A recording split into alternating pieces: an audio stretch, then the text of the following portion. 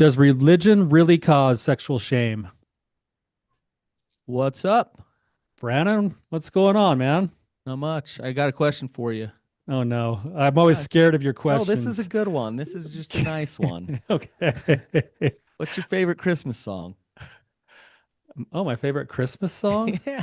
Look, you got caught off guard that I asked a nice Well, yeah, question. like I'm just wondering where this is going I'm in because the I spirit of I Christmas. feel like I'm Like, getting set up for bah something. humbug, Tyler. You, you like gearing in to be Scrooge this year or what? No, Like, I just just just a little asking what just your a little favorite weird. what your favorite Christmas song is. I don't know. I always default. It's probably not actually my favorite one, but it's in the favorites. I always kind of default to something like the Little Drummer Boy. I knew you'd say that. Yeah, how did you know that? Because your mom's son. Like, I love that. I love the humility of the Little Drummer Boy. I knew you'd say Little Drummer Boy. Why did you ask, Brandon? What's your favorite? Well, I mean, I asked because it's the Christmas season, and I love the first Noel because I love harmonizing with Dad when I sing Oh it. man, of course you're gonna say that because at every family party when Dad he does this thing where he like, hey, let's sing a song Noel, together. And then Noel. he'll call on somebody else and he'll be like, "Hey, what song should we sing?" And before they can answer, he's like, "Okay, let's do the first Noel." And then then he just I starts singing the love it. first Noel, I and love he loves singing to the first sing the Noel. harmony part of the first Noel. I love singing it So with Dad, and it's just beautiful. But when the two of us sing it together, wow. oh man. It's like the Mormon Tabernacle Choir We got to have Dad on the show this holiday season before and Christmas. sing the first Noel together. Just the two of you guys. Yeah. Yes. Um, well, it's the Christmas season. We love it. So Merry Christmas, everybody, as we get into this. Um, but we got a really interesting, I think, discussion on our hands today, and an awesome guest with us. So, Chris, welcome to the show. Thank you. Thank you for having me on. I really appreciate it. You're welcome. Chris, if you could just tell a little bit about, we got an amazing question from you. I think it was spurred from the episode I did a few weeks back. Yeah. If you could just kind of talk about it and tell us your story a little bit, that'd be awesome. Yeah, I really I've listened to you guys every week. I love it. I love your podcast, and I have a friend who was in your men's group retreat recently and loved it, and convinced me that that's something I should do. Very healing. Um, when I heard that podcast, I had some thoughts that I thought it may be useful to have a discussion regarding that might provide a different perspective, might add to the perspective you already have, because I have a story that I think includes both. So I could tell a little bit about my story. If you feel comfortable, let's make sure we reference. So the podcast was the one Brandon just did a couple of episodes ago Right. about sexual shame. Where does shame come from? Yeah, Oh, right. Where does sexual shame come from? That was the title of the First off, podcast, Chris, right? what do you think of the title of my book? Oh, geez. oh. Well, I was hoping to get into that maybe later. Talk about that later. Save Okay, that for later. we'll bring it up later then. That's Okay, fine. okay. So yeah, Chris, why don't you tell us a little bit about your story and what your thoughts were and what spurred the desire to come on the show? Because we're really glad you're willing to do Yeah. it. Well, thank you. So I grew up in a home where there was a lot of sexual shame, and I think it came pretty natural to my family. My mother was sexually abused by an uncle who later became an important person in the community, and a church leader. And my father had been sexually abused by a stranger, and Wow. and my father, had repeatedly been unfaithful to my mother, and so there was a great deal of shame around sexuality and the results and outcomes of sexuality. So that was kind of like a foundation that I had growing up, and it was something that carried a lot of I think kind of nuclear energy around it. So and so but I was also a member of the Church of Jesus Christ of Latter-day Saints. It happens to be my church, although I do feel religion in general is something that's important regardless of the faith. in terms of sexuality. I believe my religion is particularly useful in terms of the doctrine relative to sexual shame. But at any rate, I went to seminary in seventh grade as a 12-year-old, 13-year-old, and got the message, don't do this and don't do that. And I think that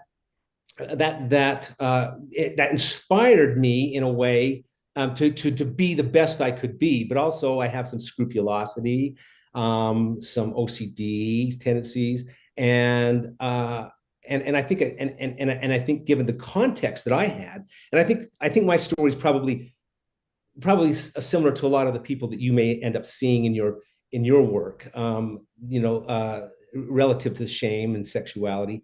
But it fired me up, this message, but it also gave me some sense of like, that's bad and that's not good to do, and you don't have that part of your life.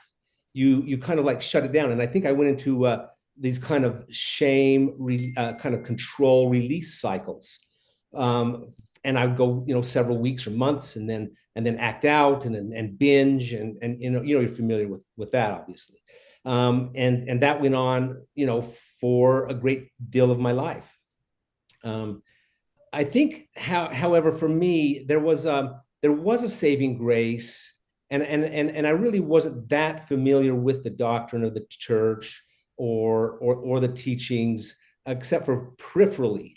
There were some seeds that were useful, though.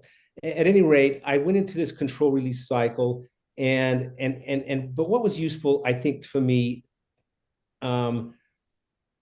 until I found the 12 steps, which was particularly helpful to have other brothers that I could just talk to openly about this, because I didn't really feel like I could talk openly in my church setting as much as I think would be optimal.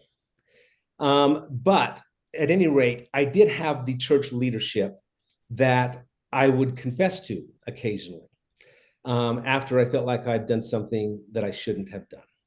And in the process of doing that, I was staying in the light, and I actually found it useful to me. I didn't have anything better. I didn't have SA. I didn't have, in terms of like just talking to people on a regular basis, having accountability partners, all of that kind of thing that's useful. I just had that as something that I knew about. I'm old, and so there wasn't a lot of it. I think SA was born when I was in my addiction. So I for example, and some of these therapy programs, et cetera. But at any rate, the being able to go to the bishop, talk about what was going on, I found it tremendously helpful to keep me in check. Still, there was the control release, but it didn't get out of control. I went to a therapist around 32 or 33 years old, who he was LDS. He said, don't worry about, because I'd done something I didn't feel good about, and I thought, and I was nervous about going to the bishop this time, and he said, don't do that. Don't beat yourself up. Don't worry about going to the bishop. In fact, there's only one great high priest, and that's Christ. Confess to Christ, and that's good, and you'll be fine. And I loved that message because it gave me a good reason to hide.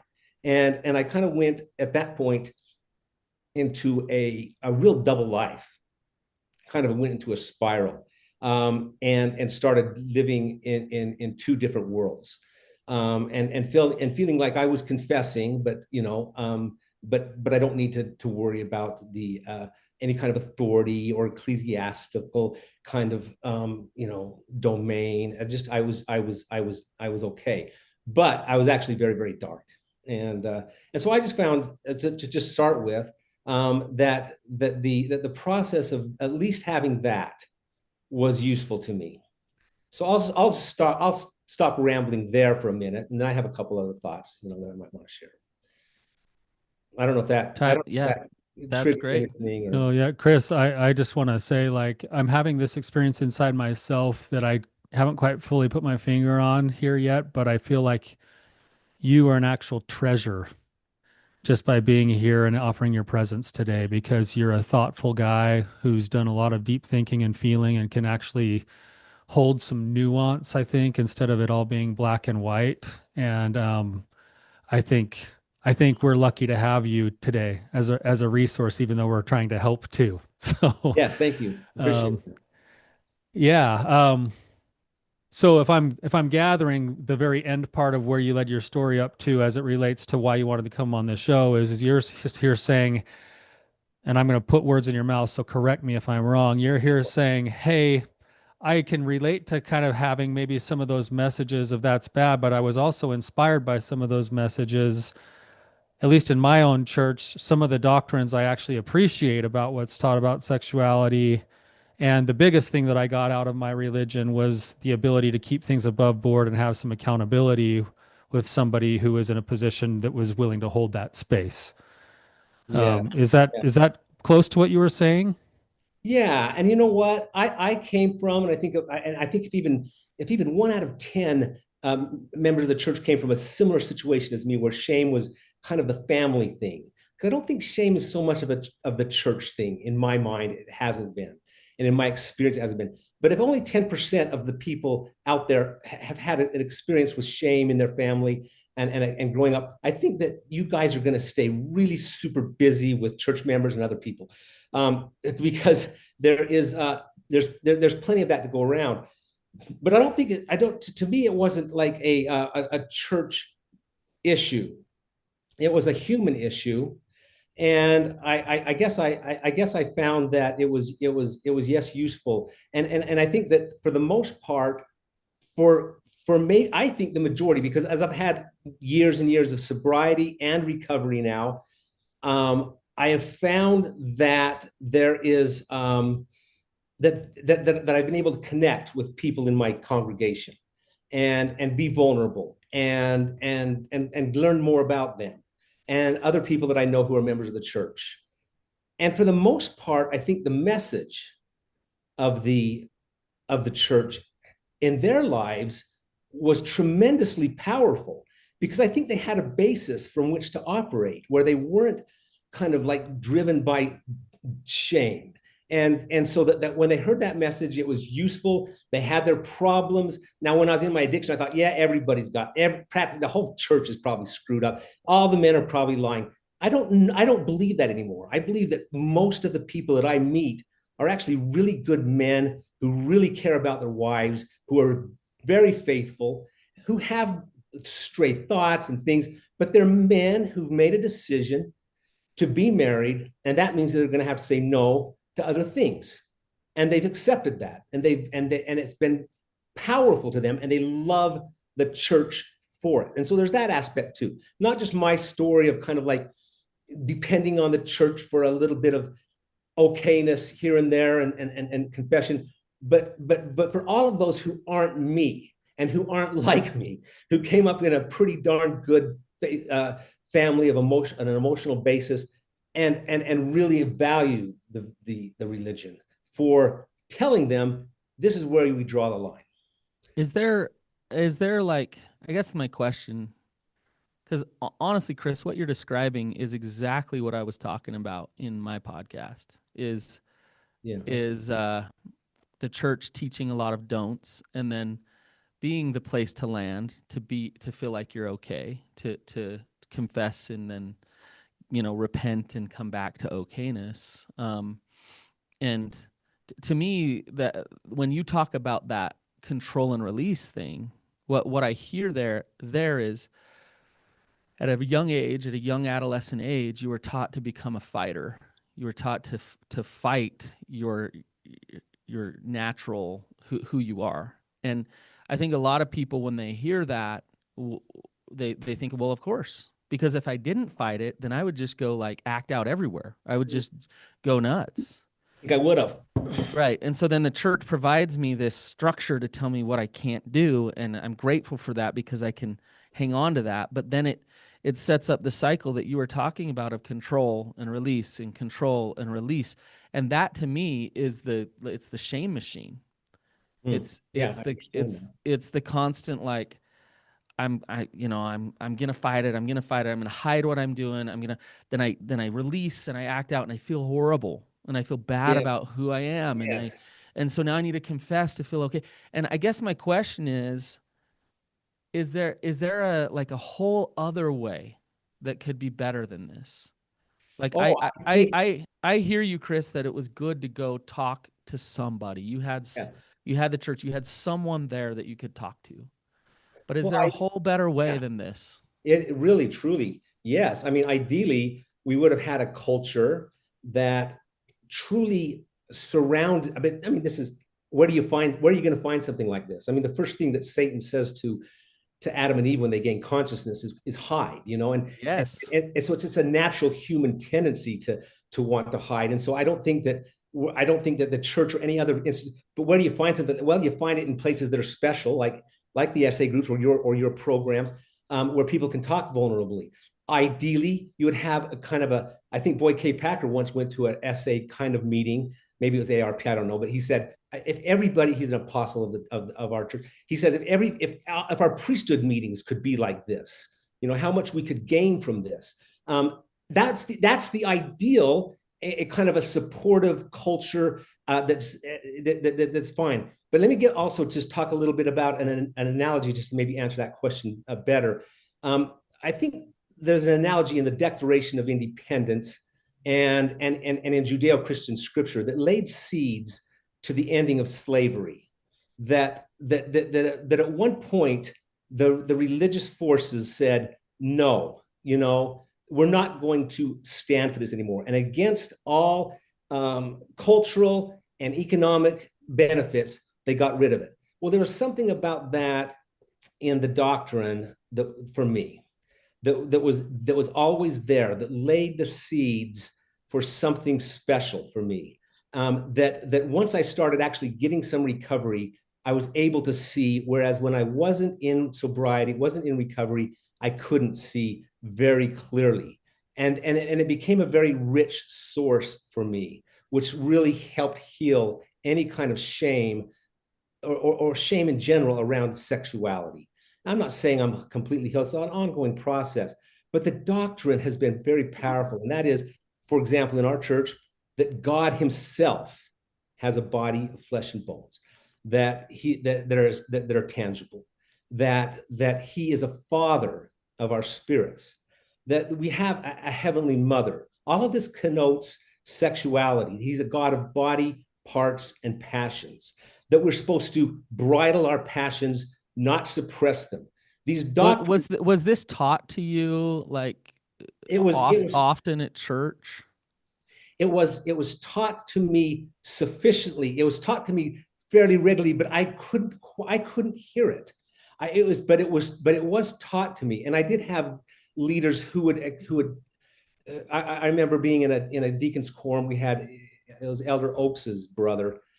President Oakes is now a brother, Merrill Oakes, and he was a teacher of mine, and he taught about how he had this struggle in his optometry practice, where a woman came in, and he told the story, and I kind of got a sense that he had to make decisions, you know, and that he had to. So he was a normal human being.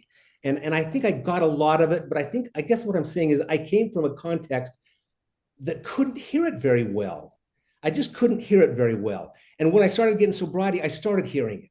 And as I started hearing it, it started to be meaningful, because now I'm embedded in this eternal thing, where sexuality, creativity, God is full of testosterone. It appears he's a warrior, he's a lover. He likes the name of my book. God, the warrior and lover. Yeah, but that became meaningful to me. And so in that sense, again, maybe it wasn't emphasized as it should have been, as much as it could have been. But at the same time, it was there, and the seeds were there, and they're meaningful now. And they've been meaningful to kind of keep me in a good place. Chris, can I ask you a question? Because your story actually kind of parallels my own a little bit, and I'm thinking about my own situation, my own personal spiritual journey as you're talking, and I'd love to know this is okay. So growing up, you didn't have the lens to see it from. I think this is part of what Brannon's asking you Yeah. is, but now inside the same church, you have a different lens from which you see these things. And now you're grateful for what you had been taught, even though you didn't have the lens at the time. What allowed for the changing of the lens or the view then? Because I think we could look at this and we could, Right. anybody listening right now, might be almost a 50-50 split right now of half of the people going like, oh my gosh, like the church instilled this massive shame in me. And the other half are going like, holy crap, like thank God for like what I had in the church and for the power of the atonement and the way it worked in my life and the way like it there's probably a ton of factors that would make that happen, but what allowed the shift in your perspective to happen? For me, I was one of those perhaps unfortunates, I don't know, that needed to go to get therapy, to go to SA group, and to be able to talk with brothers and to connect with them.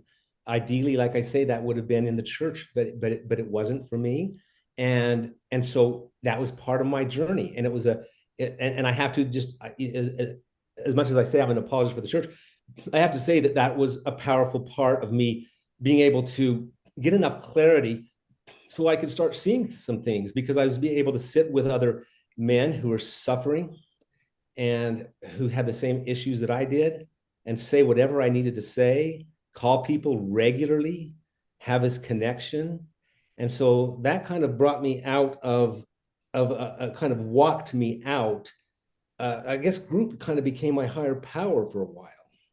And it kind of walked me out of the shame until I realized I'd always had these spiritual experiences with God, but to start to realize that he, not just my group, is there for me, you know. And it's what I'd always learned, but that I couldn't hear. And so, yeah, I needed some outside kind of help, but then to connect with the source more, more directly. And so that was kind of my journey out, I I guess. I actually don't think we're in disagreement at all. I just I really like what you're saying about the doctrines of sexuality at church. I know those doctrines are there. Um, but when it comes to like Heavenly Mother, we're not supposed to talk about her. When like I would match you 10 to 1 on talks and articles and Ensign about purity, chastity, don't, to where they actually talk about something that is healthy sexuality. And the doctrines are there, yes. And now, Yeah. Chris, you have the eyes to see them and they're helpful for you. And Right. but to an 11-year-old, 12-year-old kid, at least in my generation, when the Strength of Youth pamphlet is put right in front of you, Yeah. you go to deacon's quorum, you talk to the bishop, it's pounded into your head that the Right. natural man is an enemy to God and you need to become a fighter, and your sexuality is like lust and sex is one and the same.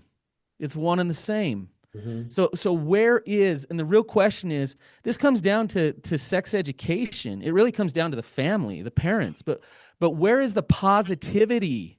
Where is any positivity around sexuality at church? You have to find it. You have to go through a whole big process, like Mm. this huge process of Yeah. recovery to realize like, oh my gosh, it's there.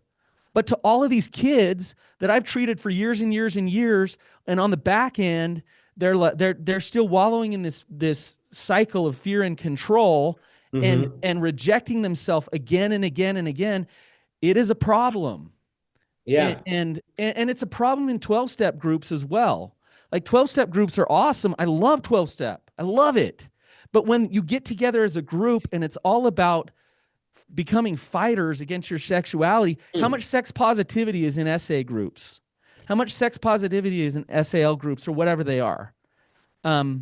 It's not there. And what I am saying is that you don't just go nuts with your sexuality, that these barriers and these boundaries are absolutely important. Right. The don'ts are a good thing. Like Right. absolutely, that is important. That is very important. But when that's all you get, then what? And it is a problem that needs to be talked about. I get that the church provides good stuff, community, support, talk about God, service. Like we could go down the list of how great the church is. When it comes to this topic, they've missed the boat for a long, long time. And I would say they've shifted in a good direction, a better direction. They're not doing as much harm, but now they're just not talking about it as much. It's just kind of gone silent. They changed it for the strength of the youth. It's much better now, way better now. But there is still not enough. There's still, in the minds of all these kids and in the minds of the guys of our generation, it's still about fight, fight, fight. Don't, or you better not.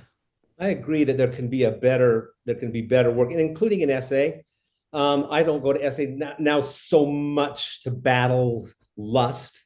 It's kind of more like to talk about, resentments and things that are coming up. But I can see, I totally get what you're saying, and there could be, I think, more.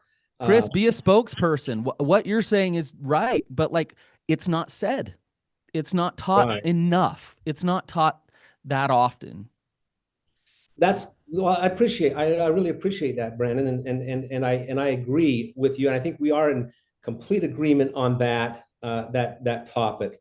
You can't, again, though. I mean, and I'm not contradicting what you're saying. I say yes, and don't throw the baby out with the bathwater, because the first thing, like I said, that Lucifer says to the conscious Adam and Eve is hide from God, or hide your sexuality in a way, cover your genitalia, because you're naked, and so get out of here.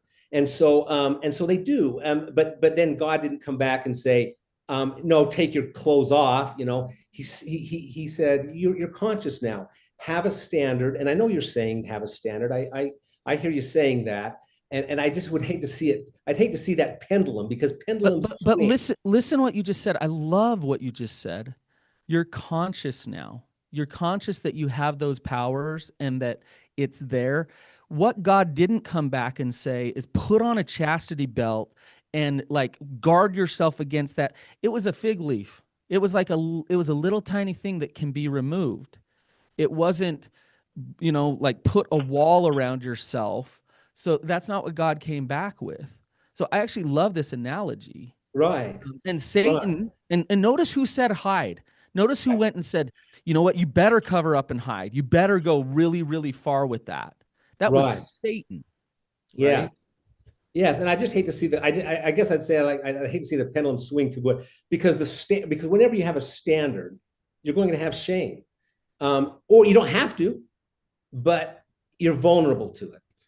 Because that's where, but you don't get rid of the standard. I don't hear you saying that. It's just that it would be hard. It's not a smart thing, I think, to just kind of like dismiss or to kind of soften the standard for the sake of dismissing shame. And I think we probably agree on that. I'm not sure. Right. I wonder, you guys, if there's another part of this to think about, because I hear both sides. We hear this argument all the time, over and over again, and I'm thinking of it maybe just from this framework for a second. You guys can both tell me what you think of this.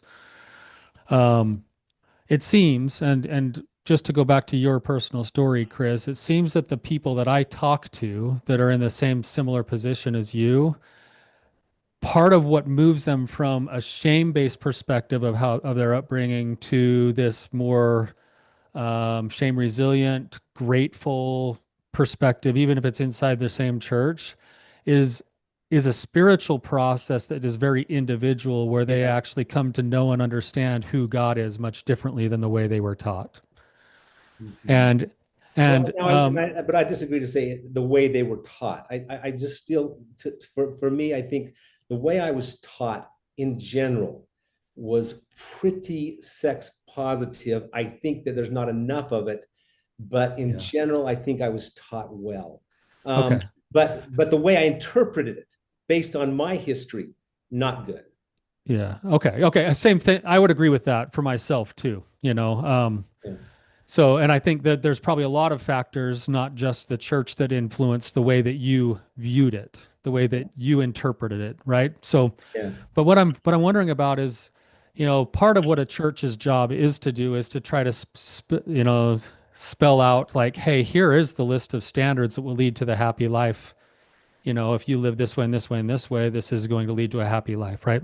So they're going to have whatever you want to call them, a set of commandments, guidelines, expectations, whatever. That's kind of the job of the church. And then you're teaching little children growing up inside the church, hey, here's this thing and this thing and this thing and this thing. Of course, it's going to naturally want to slant itself towards the do's and the don'ts of things, but they don't account for the fact that a child and their brain development is concrete. And Sure. then they go through a transformation through adolescence and into adulthood. And as a part of that, there's a spiritual journey that has to take place where the individual, in order to mature spiritually, Mm, ultimately has to come to this place face to face with their relationship with God, where right. they define, why am I choosing to do or not do this list of things? You're right. And I think, And, Brandon, you're you both know, right on that aspect is that, especially for some of us who tend to be black and white and want things to be black and white, want things to be simple, that there's a tendency for a young mind to grab onto the simplicity of do's and don'ts, as opposed to kind of being with them on the innuendo. And I appreciate your call, you know, Brannon, to maybe be to open up a little bit more in my church, to be more to be in my priesthood meetings, you know, to et cetera, to be more of an advocate for something, for change, as opposed to kind of keeping that shame around that a lot of people do carry, and that makes it hard to talk about.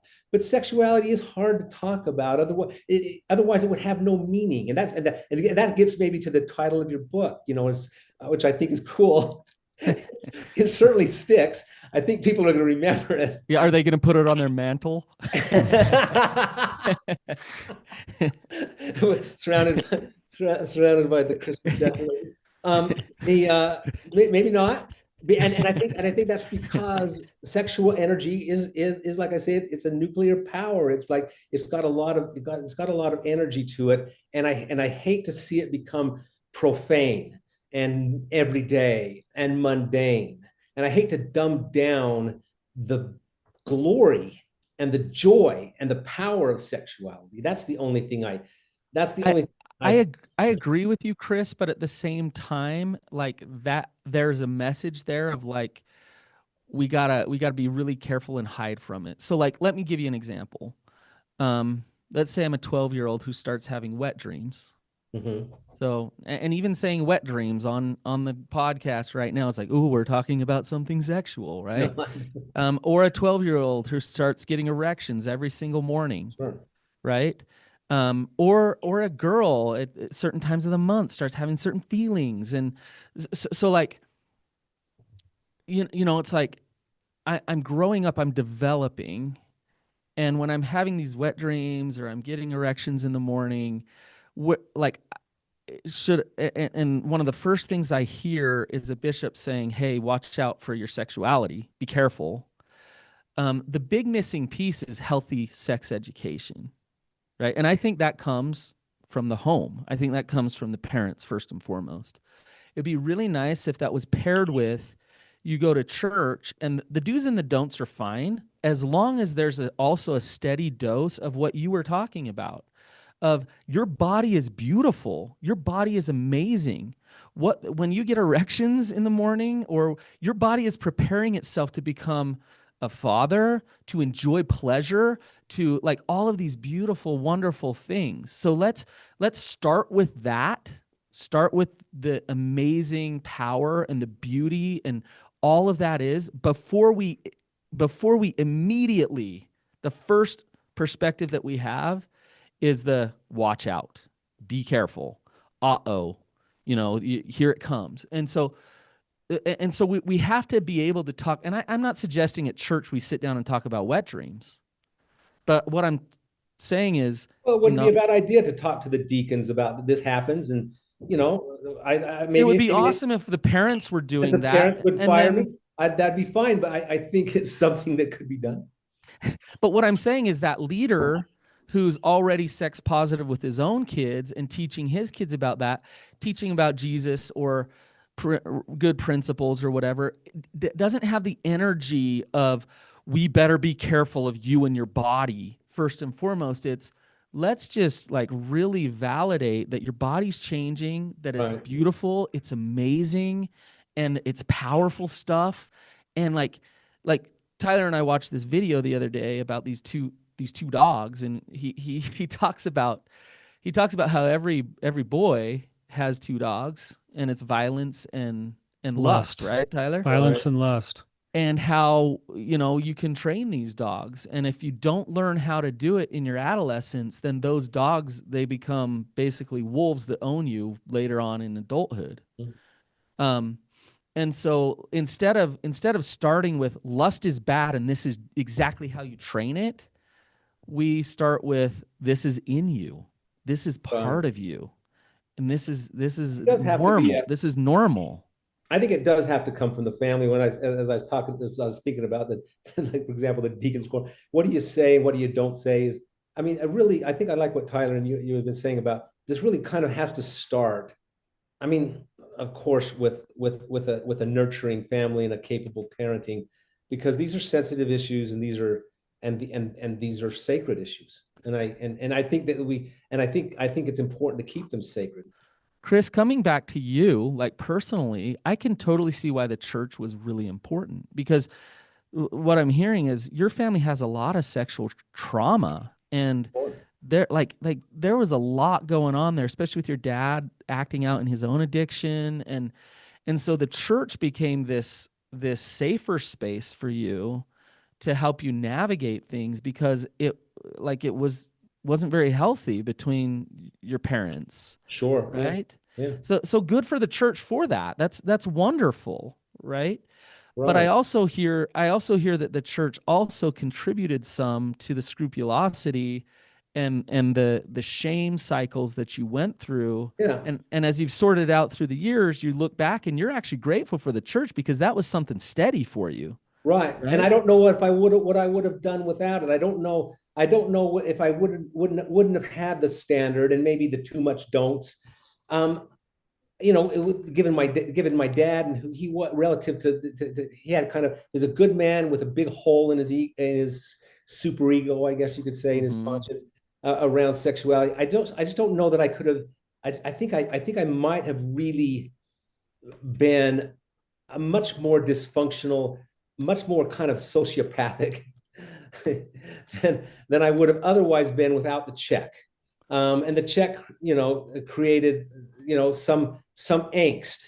But like I say, I think I'm still the minority. I think for most people it didn't, but for me and a lot of men and young men, it did. And for me, it did, and yet I'm happy that I had that at least. Right. Yeah. I'm having, this is another kind of way out there thought, but I'm wondering, the discussion we've had, I think, is an interesting one.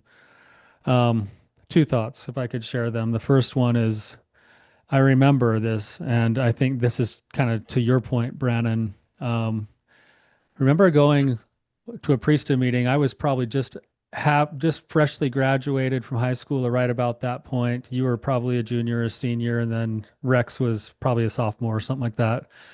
And we went to a priesthood meeting, and there was a talk about gambling, pornography, and drugs and alcohol.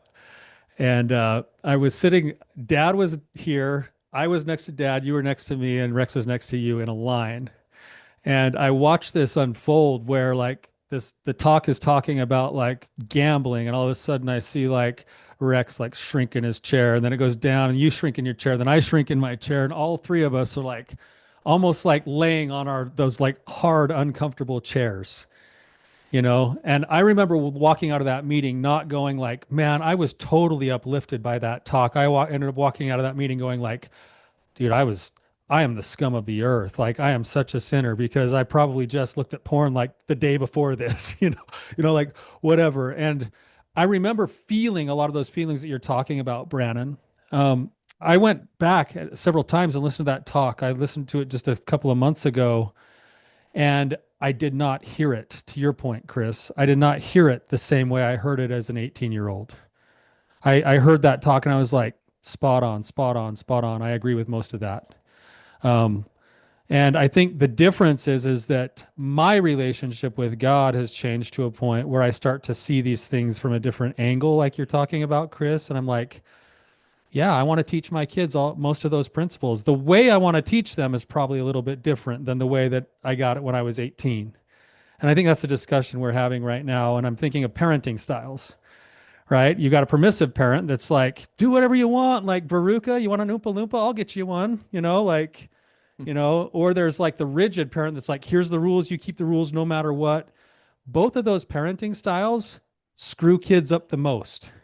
I don't know why I just got balloons. I just got balloons. Okay, that point that you made did not warrant balloons. let me let me let me get some more like hand motions to get myself some like props. But the middle ground is a parent who shows up according to the parenting styles. You've got the authoritarian, which is the controlling one. You've got the permissive one, which is the, hey, whatever goes goes. And the one in the middle is basically called the authoritative parent, and they offer high levels of love with an intention to teach, with high Right. levels of expectation and boundaries. And both of Right. those merged together is what produces the best outcomes for a Right. child. The nurture and admonition at the same time. Both. They're both necessary. And I think I hear you, Chris, saying like, let's not throw out the need for admonition. Let's just make sure that the nurture's there. And that's Brandon saying, dude, we need more nurture. We do. I Yeah. agree. Well, I think that, and the one thing that drives me nuts is this. It always comes back to like, well, if you don't, like, you're going to throw out the need for admonition. Well, here's the thing that I think a lot of people don't understand is when you empower sexuality and to your point earlier, Chris, when you make it conscious, you then have power to choose. You are a powerful human because you're conscious. So when we go in the front door with rejection, what we're doing is killing that. We're going underground with shame. We're killing that consciousness. What I'm saying is you will have more self-control and you will be able to be a healthier human being with your sexuality when you're honest with yourself about what that sexuality is. Yeah. And when you're just trying to fit it in a box, one box that's given to you. Yeah. Well, all of the three of us, we each have three different sexualities. We're all different. So it's healthy for each of us to be like, okay, let me understand. Maybe I have this attraction to this thing that's a little bit deviant. I need to understand, like, there would be consequences if I went and acted out on that. I don't want to do that, but I'm going to own that I have it. Mm-hmm. I'm going to act. It's just like parts work. Like, there's no bad sexuality, just like no bad parts. There's no bad thing here. But now, because there's no bad sexuality, I accept that the sexuality is there. Now I get to choose what I want to do.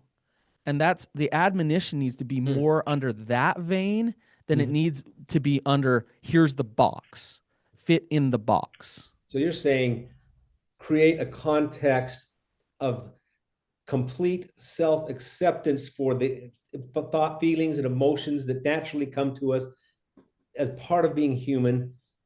And then you're able to better, at that point, negotiate what's useful and not useful behaviorally. That's well said. Yeah, exactly. Yeah. This kind of goes into some more doctrinal type stuff, Chris, too. But the thought that's coming to my mind with what you're saying, Brandon, this is where I think I personally land on this a lot is, and I think this is part of the maturation spiritually, is when you look at the plan, we're only really given two things that are actually ours. We're given, hey, I got balloons again. All right. Yeah, it comes at the worst times. So, but we're given two things. We're given a physical body to navigate this mortal experience, and we're given the edict and the gift of our own personal agency and choice. That's what it all hinges off of, is agency and choice, and the way that we choose to use our bodies. And and to your point, Brannon, doctrinally speaking, what we're learning to do is to align our will and how we use our bodies with the will of God. That sounds like Christ's plan, not Satan's plan. Right. And I think what Chris is saying is that doctrinally speaking, you could go to most Christian churches and the doctrine would say that, but a lot of people miss that because of, for whatever reason, they're interpreting things differently until they, in their own spiritual path, come to the point of realizing I am the one who makes my choices and I am the one who wrestles with God. So like Chris, where he's come to, I believe you worship Christ, Chris, and Right.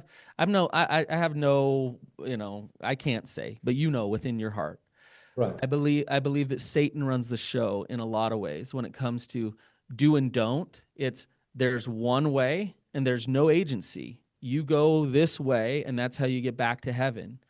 Versus I am aware of my being. I love myself and who I am, and now I get to choose. And I get to choose the consequences of my actions. That's a much more mature way to live, and you actually learn and grow and develop as a result, Yeah. Yeah.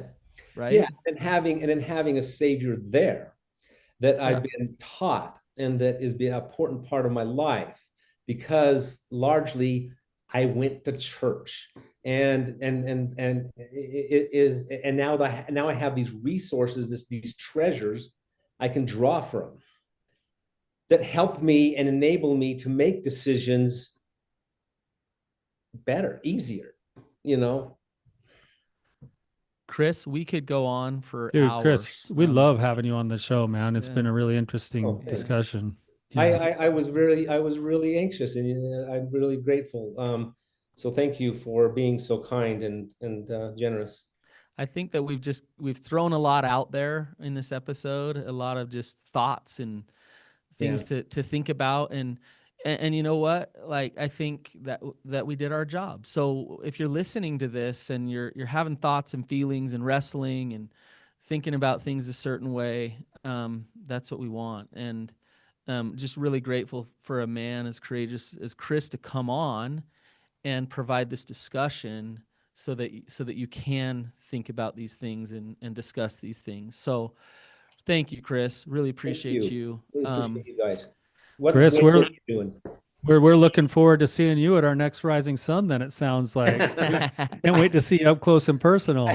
I look forward to that. Thank you. Yeah, that'll be good. I just heard wonderful things about it. So, a very healing experience. So, thank you.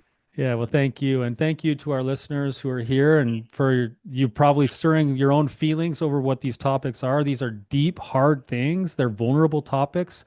I believe that vulnerability is the battleground between God and Satan everywhere in all of our lives. It's the place where it's either going to turn us towards shame or it's going to turn us towards love. That's what happens. And thank you for being here with us and being willing to have these kinds of conversations. And until next time, keep on keeping on.